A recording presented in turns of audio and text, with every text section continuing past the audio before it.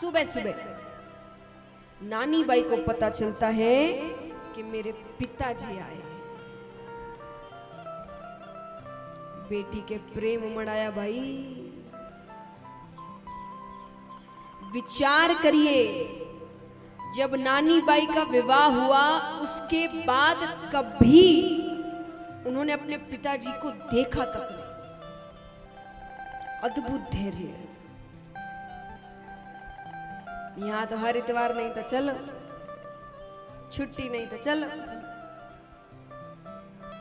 सीखो, सीखना हो तो नानी बाई से सीखो, सीता जी से सीखो, द्रौपदी जी से सीखो।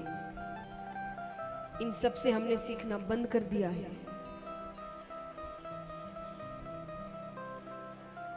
अब इसका मतलब ये नहीं कि अब आप भेजो नहीं। ये मत सीखो कि वो पियर नहीं जा रही है, ये सीखने के लिए नहीं कह रही है। पियर क्यों नहीं जाएंगे, हमारा घर है। धैर्य सीखो। आज अपने पिताजी के घर नहीं जाना, चलिए घर नहीं जाना फिर भी, लेकिन चेहरा ही नहीं देखना इतने वर्षों तक, ये बहुत बड़ी बात है। और ये सब होने के बाद भी ऐसा एक फर्ज नहीं है जो उन्होंने अपने ससुराल में निभाया ना हो। वो धैर्य सीखी। और चलिए आज के समय में कठिन बात नहीं है।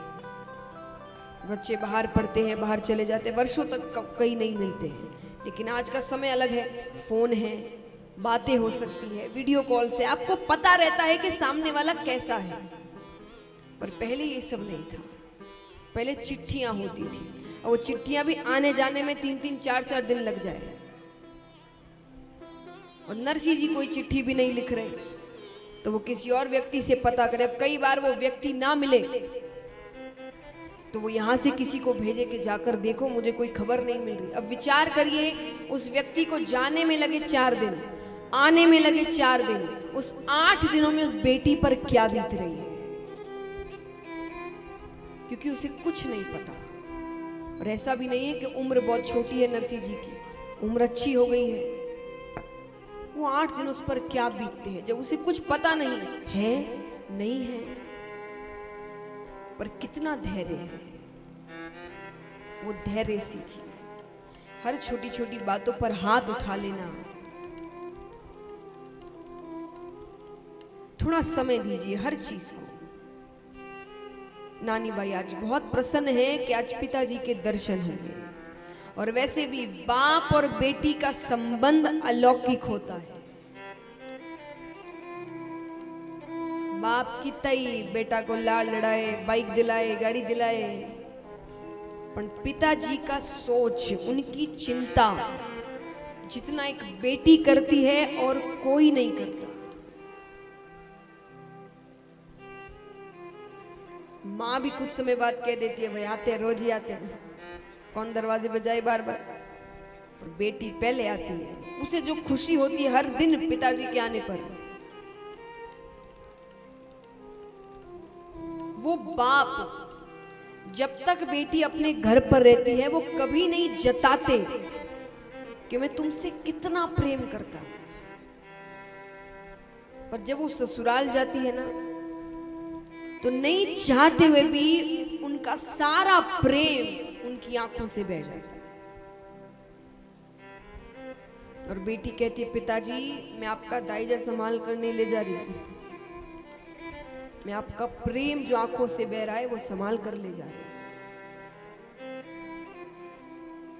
देखिए महाराज, मैं जो बाप और बेटी के संबंध में जोर दे रही हूं इसीलिए कि आप बेटी को बेटा से कम मत आंको। बेटा होया तब उत्सव, और बेटी होई तो शोक मती करो। बहुत घरों में होता है, एक छोरी मतलब लड़की, एक छोरी माँ बनने वाली होती है तो सब कहते हैं भाई हमें तो कन्हैया चाहिए, हमें तो लड्डू गोपाल चाहिए, हमें तो सावरिया चाहिए। और ठाकुर जी को सब गिफ्ट करते लड्डू गोपाल, ठाकुर जी की बड़ी सी तस्वीर लगाते हैं कमरे में। किसी के भी मुख से नहीं निकलता कि हमको राधा रानी चाहिए।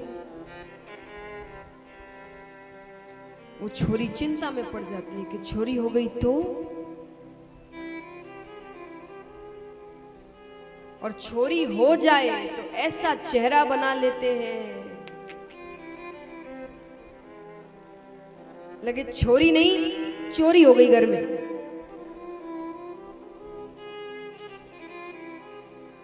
और कई होते हैं जो दुनिया वालों को बताना नहीं चाहते कि भाई हम लड़की से दुखी हैं, तो कहते हैं हाँ हाँ लक्ष्मी हुई है, तो लक्ष्मी हुई है तो हंसो तो सही।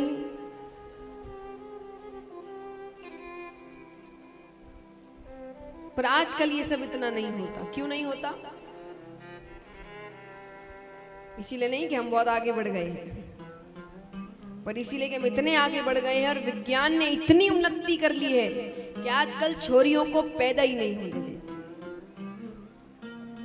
नहीं चाहिए तो गर्भ में ही हत्या कर दो। ये बहुत बड़ा पाप है,